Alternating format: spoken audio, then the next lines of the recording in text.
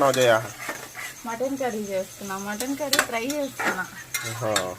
Mutton ఏది మరి? ఇదిగో మటన్ బాయిల్ చేసి పెట్టాను. కర్రీ ఎలా చేస్తా కూడా చూపిస్తాను. ఫస్ట్ ఇవి మసాలా దినుసులు వేసుకొని ఆనియన్స్ ఫ్రై చేయాలి.